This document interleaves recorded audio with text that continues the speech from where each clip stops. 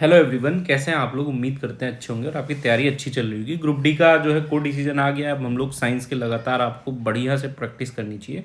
इसी संबंधित हमने एक ब्रह्मांड और सौरमंडल से रिलेटेड एक चैप्टर लेके आए हैं और ये एग्ज़ाम कार्ड की जो जनरल साइंस की किताब है उससे उसी के क्वेश्चंस हैं और उसमें बहुत अच्छे से सारी चीज़ों को समझाया गया। आप उस बुक को परचेज कर सकते हैं, मैं उसका लिंक डिस्क्रिप्शन में दे दूंगा और टेलीग्राम पे मैं इस चैप्टर की पीडीएफ भेज दूंगा। चलिए स्टार्ट करते हैं क्वेश्चंस। सबसे पहला क्वेश्चन, निम्नलिखित ग्रहों में से कौन सा आकार में सबसे बड़ा है। तो देखो, आकार में सबसे बड़ा ग्रह कौन सा है। ये देखो, इसको बढ़ते हुए क्रम में मैंने लगाया है। ठीक है, ये सबसे जो छोटा ग्रह है वो है मरकरी। मरकरी बोले तो बुध ग्रह। उससे बड़ा है मंगल, उससे बड़ा है शुक्र, उससे बड़ा है अपना पृथ्वी, फिर नेपच्यून, यूरेनस, फिर शनि और जुपिटर। तो इसमें याद क्या क्या करना है। सबसे छोटा है मरकरी। ठीक है, तो जो एम वाले ग्रह हैं वो दोनों साथ में हैं। आप ये कैसे इसका ट्रिक देख सकते हैं कि मरकरी और मार्स दोनों साथ में है, जो एम से स्टार्ट होते हैं वो दोनों साथ में है। तीसरा क्या है, अब जो लास्ट में आ रहा है वो एस जे, मतलब सैटर्न, शनि और बृहस्पति। बृहस्पति को सभी जानते हैं सबसे बड़ा होता है और शनि उसके साथ ही रहता है, तो ये शनि जो है बृहस्पति हो गया। बाकी हमारी अर्थ बीच में आती है, तो अपनी अर्थ क्या है बीच में अगर रख लेंगे तो यूरेनस नेपच्यून आप कर सकते हैं। तो ये आप जरूर याद रखिएगा। सेकेंड लार्जेस्ट जो है वो सैटर्न है, यानी शनि है। तो इसका सही आंसर क्या हो जाएगा, सबसे बड़ा है।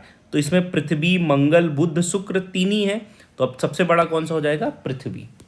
दूसरा क्वेश्चन, कृष्ण विवर या ब्लैक होल क्या है। बहुत इंपॉर्टेंट क्वेश्चन है और इस बुक में बहुत अच्छे से सब कुछ समझाया गया है। तो आप इसका पीडीएफ में भेजूंगा, देख सकते हैं। अगर अच्छी लगे तो बुक मंगा भी सकते हैं। तो इसका क्या है, पढ़ते हैं। जैसे भी ऐसे क्वेश्चन मिले तो आपको ऑप्शन ढंग से पढ़ना है। एक विशाल कृष्ण तारा, इसकी सतह पर जिसका इसकी सतह पर गुरुत्व के कारण त्वरण शून्य है। शून्य तो नहीं होता, इसका मैक्सिमम त्वरण होता है।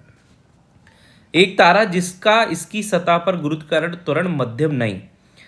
एक तारा जो अपने आप में टूट गया है, सबसे बड़ी बात टूट गया है, और जिसका सतह पर गुरुत्व के कारण त्वरण बृहत है। तो यही क्वेश्चन इसका, यही आंसर अच्छा है। एक तारा होता है जो टूट जाता है और उस पर इसकी सतह पर गुरुत्व के कारण त्वरण जो होता है वो बहुत अधिक होता है। जैसे इसके अट्रैक्शन में कोई चीज आती है, ये उसको अपने अंदर खींच लेता है।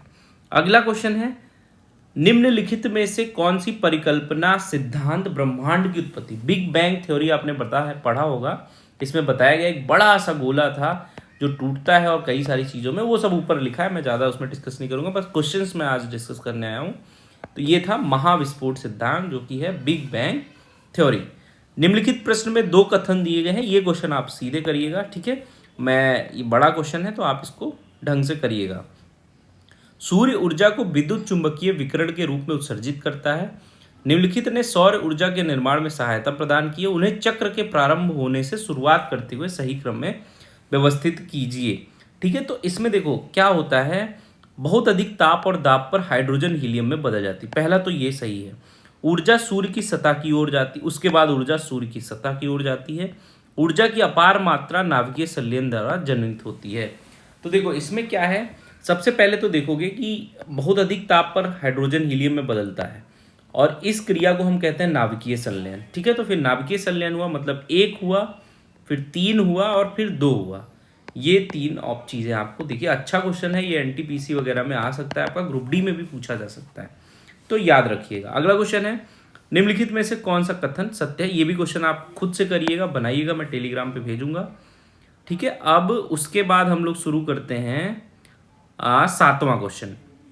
क्या कह रहा है, निम्नलिखित परिघटनाओं पर विचार करें। प्रकाश गुरुत्व द्वारा प्रभावित होता है। प्रकाश गुरुत्व द्वारा प्रभावित होता है। ब्रह्मांड लगातार फैल रहा है, ये भी सही है। ब्रह्म पदार्थ अपने चारों ओर के दिक् काल को विकुचित वार्प करता है। ठीक है, अब देखो ये थर्ड वाले का मीनिंग आप समझ जाए तो इसमें कह रहा है उपयुक्त में से अल्बर्ट आइंस्टीन के अपेक्षा के सिद्धांत का, देखिए ये टफ क्वेश्चन है, ये आपके एग्जाम में नहीं पूछा जाएगा, ये आप समझ लीजिए। आगे चलते हैं हम लोग। नवां क्वेश्चन क्या है, निम्नलिखित तत्व समूहों में कौन सा एक पृथ्वी पर जीवन की उत्पत्ति के लिए मूलतः उत्तरदायी था। तो जो जीवन पे उत्पत्ति हुई है, हाइड्रोजन, ऑक्सीजन, सोडियम नहीं, क्योंकि हाइड्रोजन नहीं, ऑक्सीजन और कार्बन डाइऑक्साइड तो होना ही चाहिए, तो कार्बन तो होना ही चाहिए। तो हम ऐसे ऑप्शन को देखेंगे जिसमें कम से कम हाइड्रोजन, कार्बन और नाइट्रोजन, ये 3 चीज जरूर होना चाहिए। ठीक है, तो कार्बन और हाइड्रोजन, नाइट्रोजन, ये जो है अर्थ पे जीवन के लिए उत्तरदायी थे। ठीक है भाई, ये चीज आप समझ गए। आगे क्वेश्चन बात करते हैं। क्वेश्चन नंबर हम लोग देखते हैं 12। सौर मंडल का प्रधान आकाशीय पिंड कौन सा है? सौर मंडल का प्रधान आकाशीय, देखो इसमें हम ऑड आउट का भी हम क्वेश्चन मतलब दिमाग लगा सकते हैं। जब तीनों ग्रह दिए हैं, अगर मान लो कुछ नहीं आपको क्वेश्चन समझ में आ रहा है, तो आप देख रहे हैं एक अलग सा ऑप्शन दिया है, तो हमेशा यही आंसर होता है। तो 12 का जो सी आंसर है वो क्या है? सौर मंडल का प्रधान आकाशीय पिंड कौन सा होता है? सूर्य होता है। निम्नलिखित में से किस ग्रह का घनत्व सबसे कम है? सबसे कम जो घनत्व है वो है शनि का, और सबसे ज्यादा जो घनत्व है वो है पृथ्वी ग्रह का। किसका है? अर्थ का। ठीक है भाई, इसको याद रखना। पहला आदमी जिसने चांद पर पैर रखा था वो थे नील आर्मस्ट्रॉन्ग, लेकिन इनके साथ साथ 2 लोग और गए थे, एक बज एल्ड्रिन जो इनके स्पेस को लेके गए थे, और माइकल कॉलिन, इनका 2 लोग इनके साथ और गए थे। कौन कौन से? बज एल्ड्रिन और माइकल कॉलिन। सूर्य का प्रकाश पृथ्वी पर पहुंचता है कितने मिनट में? तो लगभग 8 मिनट में सूर्य का प्रकाश जो है वो पृथ्वी तक पहुंचता है। और उसकी गति कितनी होती है? 3 × 10⁸ मीटर पर सेकेंड।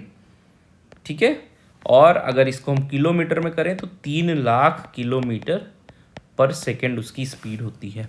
इनमें से किसने पहली बार यह व्याख्या की थी कि पृथ्वी के अपने धुरी पर घूमने के कारण प्रतिदिन सूर्योदय एवं सूर्यास्त होता है? तो ये की थी अपने आर्यभट्ट जी ने। ठीक है, ये इंपॉर्टेंट क्वेश्चन है, याद रखिएगा। वैज्ञानिक जिन्होंने सर्वप्रथम खोज की कि पृथ्वी सूर्य के चारों ओर घूमती थी। देखो, तो मैं आपको बताऊं, ये कॉपरनिकस जी थे, कॉपरनिकस का सिद्धांत है। इसके पहले भी कई सारे वैज्ञानिक आए थे, उसमें ये पता था कि सूर्य जो है अर्थ के चारों तरफ घूमता है। ये 2 अवधारणा थी, हीलियोसेंट्रिक अवधारणा थी। ठीक है, इसका बाद में कॉपरनिकस जी ने ये खोज की कि पृथ्वी भाई सूर्य के चारों ओर घूमती है, सूर्य नहीं घूमता है। 18वां क्वेश्चन है, निम्नलिखित में से कौन सा सौरमंडल का भाग नहीं है? तो क्षुद्र ग्रह है, धूमकेतु है, ग्रह है, निहारिका जो है वो सौरमंडल का भाग नहीं होती है। सूर्य ग्रहण तब होता है जब, तो सूर्य ग्रहण पहले तो ये समझो अमावस्या के दिन होता है, जब चंद्रमा पृथ्वी और सूर्य के मध्य, पृथ्वी और सूर्य के मध्य आ जाती है, तब जो है हमारा क्या होता है? सूर्य ग्रहण होता है। शनि सूर्य के चारों ओर एक चक्कर लगाने में कितना टाइम लेता है? थोड़ा सा टफ क्वेश्चन है लेकिन पूछ सकता है, तो 20 का सी 29.5 वर्ष। यूरेनस ग्रह सूर्य के चारों ओर परिक्रमा करने का कितना टाइम लेता है? तो ये लेता है भाई 84 वर्ष लगभग। कितना लेता है? 84 वर्ष। इवनिंग स्टार किसे कहते हैं? तो ये तो बहुत ही फेमस क्वेश्चन है। शुक्र को यानी वीनस को कहते हैं, सॉरी हाँ वीनस को कहते हैं। ग्रह जिसका कोई उपग्रह नहीं है, तो ग्रह जिसका कोई उपग्रह नहीं है, एक अपना बुध ग्रह है जिसको हम मरकरी बोलते हैं, और एक अपना वीनस है जिसको हम बोलते हैं सूर्य ग्रह। ठीक है, तो इन दोनों का कोई उपग्रह नहीं है। हमारे अंतरिक्ष में कुल कितने तारामंडल हैं? तो हमारे अंतरिक्ष में कुल 89 तारामंडल हैं।